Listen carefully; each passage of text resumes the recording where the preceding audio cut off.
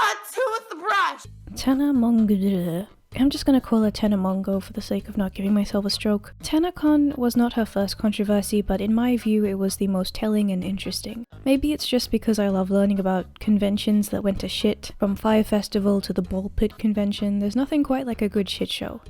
It all started 1 year ago, with an angry video made by Tana herself. You've all seen this clip, but to summarize, she goes on to say that she is upset, isn't a featured creator at VidCon, and she starts to give out to VidCon about how this means that she is shunned or unwanted. So with that being said, fuck VidCon! Fuck anyone who created VidCon! I think all of the rebelled people and all of the unwanted people should host a little meet and greet in Anaheim, California on the same days as VidCon. Spite, not passion. I am the last person to tell you to stop being negative, but creating a project like this out of spite dooms it from the start. Spite is a very useful emotion creatively, with making songs, artwork, stories, and highlighting how complex and powerful it is. But when it comes to something like a convention, something as big as this, starting it from spite will just ruin it. It was going to be a huge event full of the outcasts. None of these people look like actual outcasts and probably just enjoy LARPing as them because it's trendy, but nevertheless. Free tickets. Tickets just gone. Thousands and thousands of free tickets. Look at all those people. This is the meet and greet check-in line. This is crazy. Wait, so you end up right here, but you start way back here. I am lost for words. Amazing value gift bags. $276. That's what she said was going to be the price of the contents of this goodie bag. All of those guests, Shane Dawson, that lady, that other guy, booked to show up. Look at all those people on the day. 20,000. I just found out there are 20,000 people outside. Oh, 15,000. About 15,000 people. That 15,000. No. Well, let's have a look at how it really went then. Her first video was 45 minutes and most of it was spite and screaming, as we've stated already was the main motivation. This was also reflected in her mission statement, and when the tickets came out with the invite, it is extremely angry and echoes the last thing she wrote about fuck VidCon. The tickets were featured creator and featured fucking creator because in her words, everyone was a featured creator. You know, perks and stuff You like have different that. levels, right? Yeah, exactly. We have free General admission, we have VIP. featured creator and featured creator because Is that what it's called? Featured creator? Yes, literally. Yeah. Featured creator is the free ticket because everyone's a featured creator at Tanacon, and featured creator is That's nice. Yeah, 100%. Everybody's a featured creator. Exactly. I want that inclusivity. Would that be the word? Yeah. Feeling. But if everyone is a featured creator, no one is. People love to be oppressed outside. Anyway, lots of the tickets were free, and I think you could get a $65 ticket for more of the VIP experience. Someone else said $150. The gift bag was promised to be about 4 times the value of the tickets, so over $200 in value. The event sounded like a very open event. There would be food, perhaps fried chicken. Oh my god, that's hard.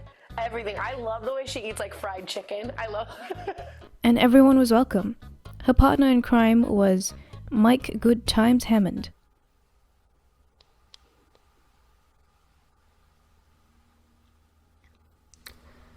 That's a dead Korea.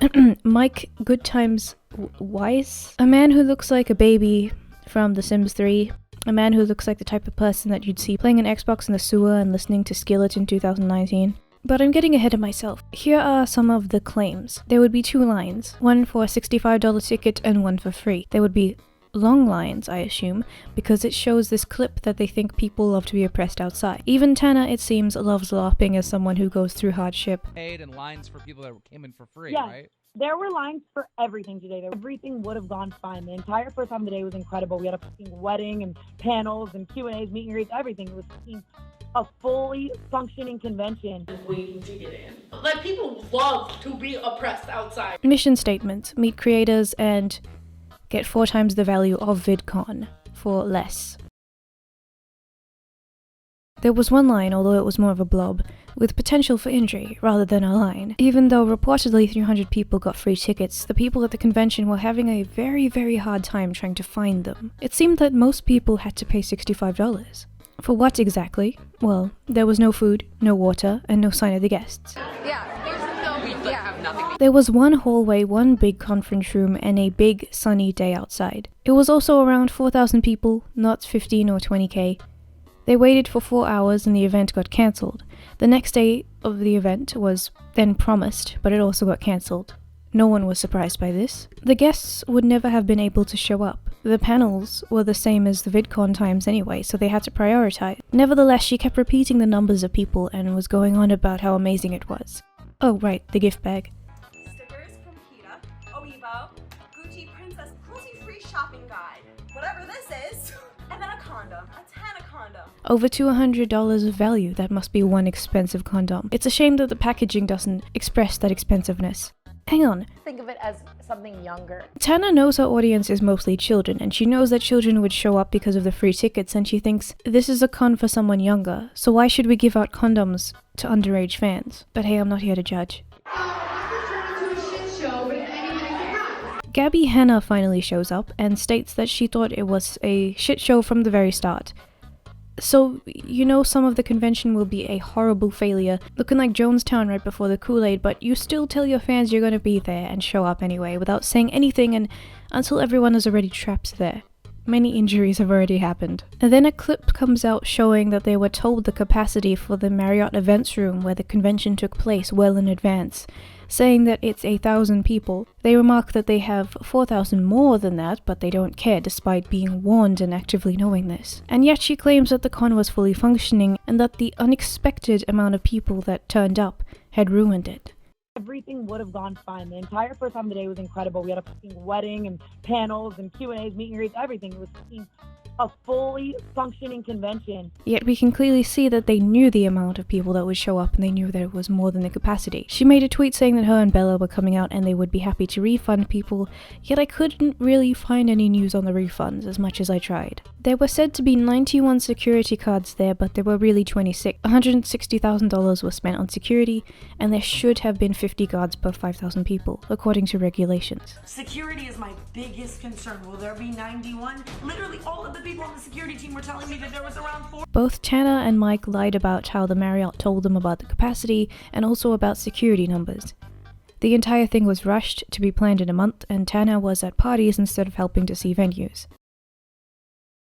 Shane Dawson's documentaries are no doubt popular and very, very lengthy. However, as much as Shane's heart is in the right place, there are some huge problems.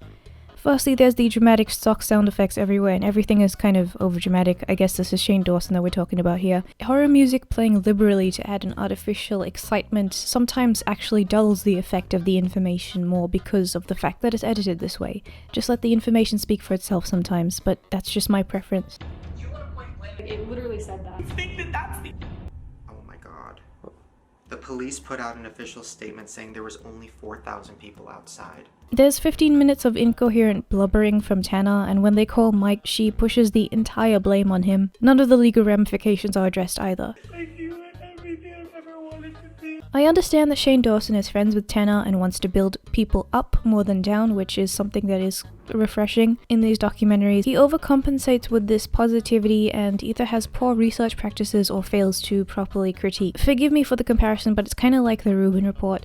I understand advertising a space where different ideas can be discussed entirely civilly without fighting is a good thing, but there's a difference between that and just not discussing anything at all. You can still politely bring up people's contradictions or the things that they've said that don't really make any sense. You can still politely ask them to explain themselves more and politely tell them that it doesn't look good when they can't explain themselves more for why they believe something. And it's just a really interesting dynamic where when you bring this sort of thing up, people automatically... The whole idea is to make something that shows that you don't need to be either, I don't know, negative when you bring up criticism. Yet when people bring up criticism about how your take is a bit overcompensating on the positive side, people get really angry and assume that you're hating when you're just critiquing. I think that that's kind of a funny dynamic, but that's just me. But at the end of the day, it's just a guy making videos. Like, it's not a Netflix documentary, I understand that. So that's that. However, in order to be clear and fair, there are some things that I need to mention in defense, to some degree. This doesn't excuse any actions at all, but there is a nuanced situation at hand. The first is about VidCon itself, which PewDiePie summed up quite nicely. And to be fair, I don't know probably who 80% of these people are. if you ever want to feel disconnected from YouTube, just check who's going to VidCon, and you can just be like, what? These are the featured creators? What?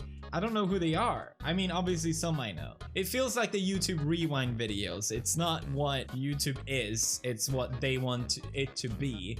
And VidCon is very, you know, they pick who they want to have as a featured creator because they don't want probably more controversial creators like Tanacon to attend their event, which leads to her coming to the event and then fans swarming around her, which leads to safety issues and she gets kicked out. And apparently this happened year after year. She got fed up. Why can't I just get a featured creator pass? Because I want to meet my fans.